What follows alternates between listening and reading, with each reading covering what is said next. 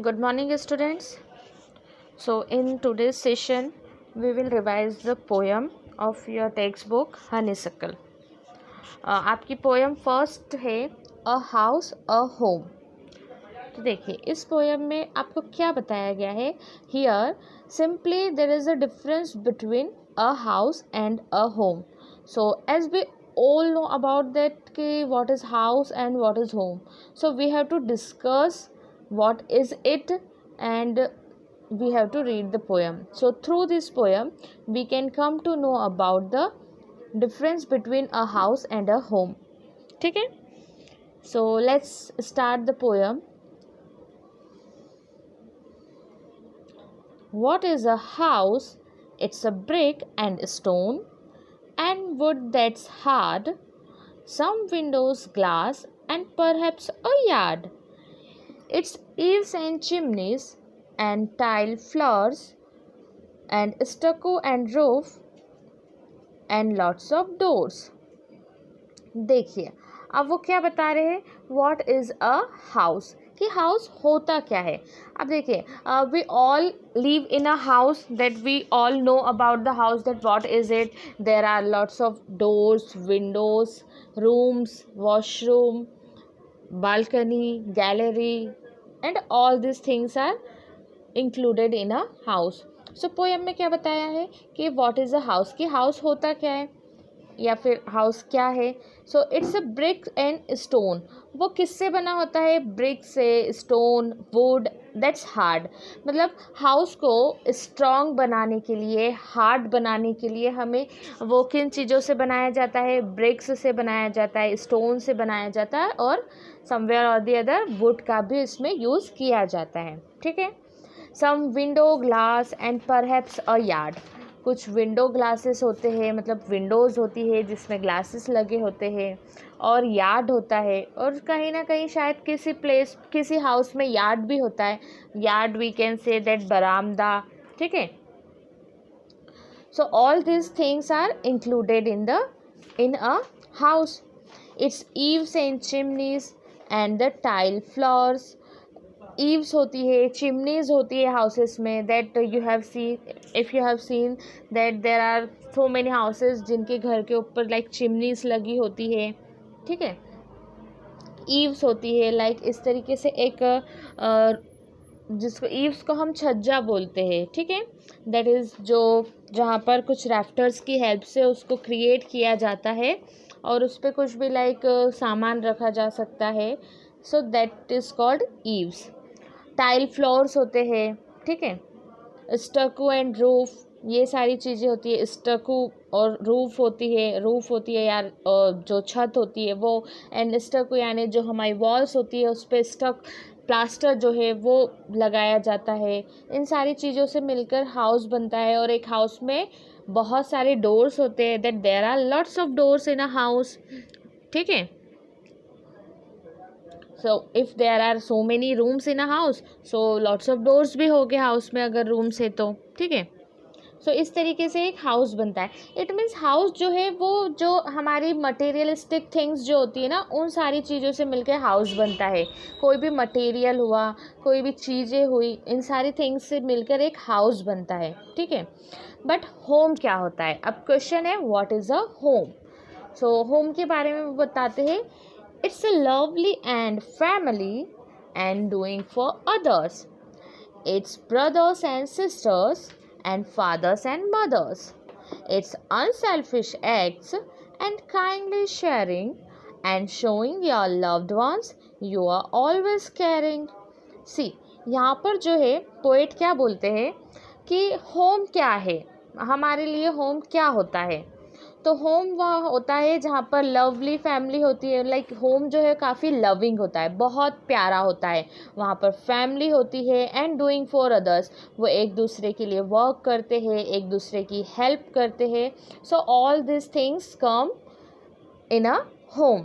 जैसे कि ब्रदर्स होते हैं, सिस्टर्स होते हैं, फादर, मदर, सभी लोग जो है एक साथ मिलजुल कर रहते हैं, that they live there together.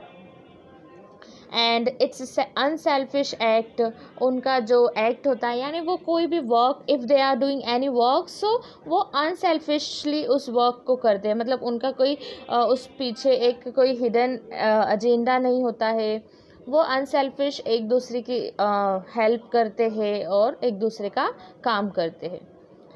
And kindly sharing and showing other loved ones you are always caring, वो काइंडली शेयर करते, लाइक अपना फूड शेयर करते हैं, एक दूसरे के साथ अपनी बातें शेयर करते हैं, एक साथ मिलजुल कर रहते हैं। And showing your loved ones you are always caring, और एक दूसरे को शो भी करते हैं, मतलब जो भी हमारे लव्ड वंस होते हैं उनको शो भी करते हैं कि हम उनकी केयर करते हैं, ठीक है।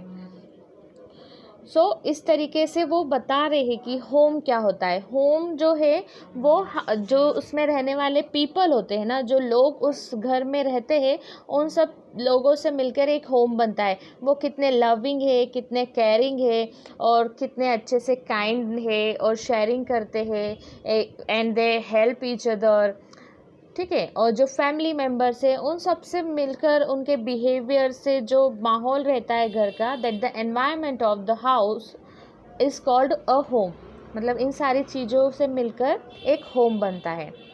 Okay, so this all things come under a home. So there is two difference in a house and in a home, कि हाउस जो है वो मटेरियलिस्टिक चीज़ों से मिलकर बनता है, और जो होम है वो फैमिली मेम्बर से, जो उसमें लोग रहते हैं और उनके जो इमोशंस होते हैं उनसे मिलकर एक होम बनता है। Okay, so this is the difference between a house and a home, and the poem is over here, and the name of the poem is A House, a Home, and the poet is Lauren M. Holly, ठीक है। So it is the poem first, which we have already studied in our life class. So here it is just a revision class for the poem. I hope you all understood the poem first very well. Now we will move ahead. हमारी जो next poem है वो भी हम इसी video में cover करेंगे। As I have told you that earlier we have already studied the poem first and poem 2 also. That poem 2 जो द काइट है वो भी हम ऑलरेडी पढ़ चुके हैं। So here I am just revising this poem so that you can easily understand the poem. So the kite. The next poem is The Kite, poem number 2. We all of us that like to fly kites, and we have seen the kite, that what is kite, we all know about it. So here poet is asking a question, have you ever tried to fly one? मतलब वो पूछ रहे हैं कि क्या आपने कभी एक काइट उड़ाने की कोशिश की है। So yes, we have tried to fly a kite. जब हम छोटे थे, इवन दो अभी भी जो मतलब अभी भी हम जो है काइट जो है वो फ्लाई करते हैं when ever it starts in the season off kite flying. जब काइट फेस्टिवल आता है तब हम काइट फ्लाई करते हैं।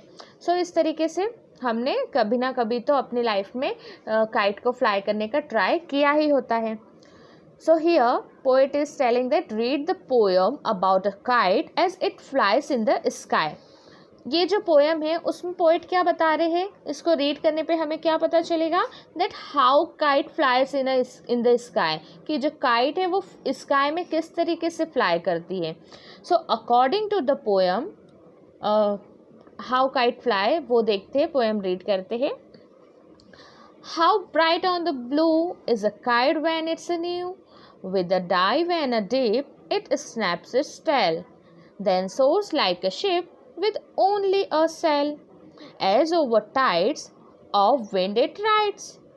देखिए क्या बता रहे हैं, climbs to the crest of a gust and poles, they seems to rest and wind falls. वो क्या बता रहे हैं, जब भी हम एकदम न्यू जो काइट परचेज करके लेकर आते हैं तो वो एकदम ब्राइट होती है, एकदम अच्छी सी दिखाई देती है। Bright on the blue, bright on the blue का मतलब होता है एकदम बिल्कुल चमचमाती सी, ब्लू कलर कितना शाइनिंग और ब्राइट दिखाई देता है। सेम उसी वे में जो काइट है वो भी जब हम न्यूली परचेस्ड काइट होती है वो एकदम ब्राइट दिखाई देती है, मतलब बिल्कुल अच्छी सी लगती है। With a dive in a deep it snaps its tails. अब जैसे ही हम काइट को फ्लाई करते हैं तो स्काई में वो डाइव करती है, डीप करती है, जैसे स्काई डाइविंग करते हैं ना, तो कैसे ऊपर आना नीचे जाना इस तरीके से करती है और अपनी टेल को स्नैप करती है। मतलब उसकी जो टेल होती है, आप सभी ने देखा होगा कि जो काइट होती है उसकी एक टेल होती है, यानी उसकी एक पूँछ होती है, तो वो किस तरीके से फड़फड़ाती है, स्नैप करती है यानी फड़फड़ाती है, ठीक है। Then soars like a ship with only a sail, मतलब और जो शिप होती है उसकी तरह सोर करती है और सेल करती है, मतलब जो वाटर में जर्नी करते हैं ना, मतलब वाटर के थ्रू जब ट्रैवलिंग की जाती है सो उसको सेल बोला जाता है। तो वो भी लाइक शिप जो है किस तरीके से आगे बढ़ता ही जाता है, पानी में आगे चलता ही जाता है, उसी तरीके से जो काइट होती है वो भी स्काई में आगे ऊपर की तरफ बढ़ती ही जाती है। As over tides of wind it rides, जैसे कि जो शिप होता है वो टाइड्स के ऊपर कैसे चलता ही जाता है, मतलब कितनी भी लहरें आ जाती है तो शिप क्या करता है, उसके ऊपर से निकल जाता है। उसी तरीके से विंड जो है वो भी अपनी राइड को कंटिन्यू करती है। जब कुछ हवा आती है या फिर विंड फ्लो करने लगती है तो उसमें काइट जो है वो अपनी राइड को कंटिन्यू रखती है। Climbs to the crest and gust and pulls then seems to rest as wind falls. अब वो जैसे हवा चलती है ना, एकदम तेज होती है हवा, तो जो काइट है वो भी क्लाइंब करती है, मतलब ऊंचाई पे उड़ती है और ज़्यादा ऊंचा उड़ने लगती है, एट द क्रेस्ट यानी टॉप पे पहुंच जाती है। ऑफ गस्ट एंड पोल्स, फिर उसको जो काइट फ्लाई करता है वो उसको पुल करता है, खींचा तानी करता है, लाइक उसको ढील देना और उसको खींचना।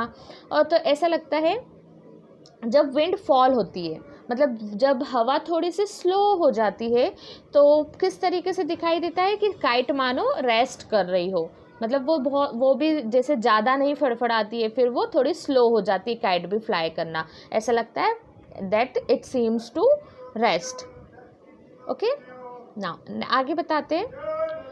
When string goes slack you wind it back and run until a new breeze blows and its wings fill and up it goes.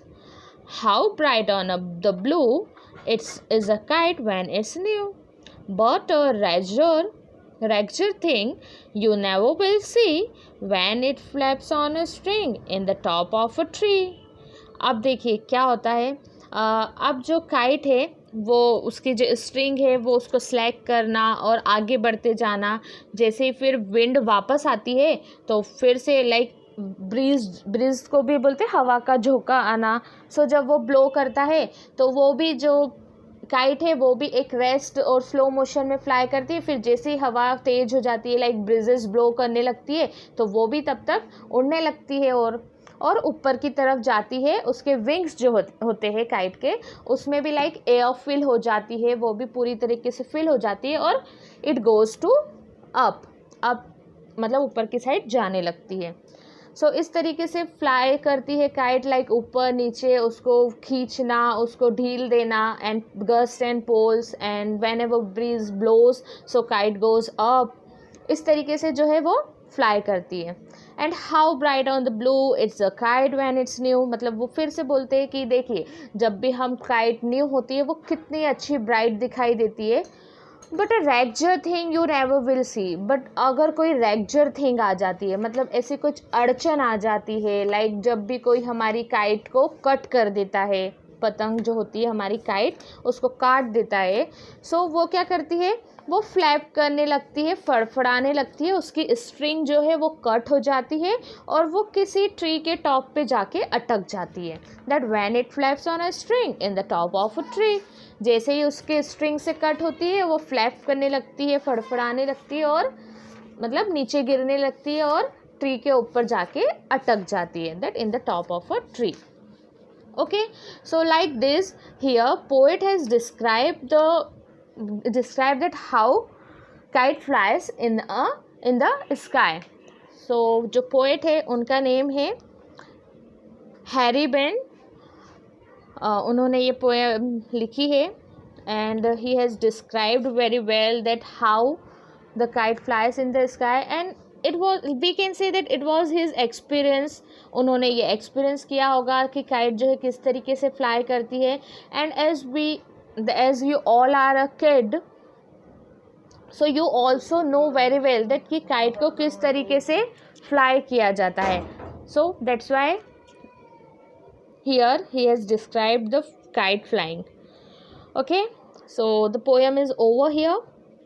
I hope आप सभी को पोएम फिर से एक बार समझ आ गई होगी.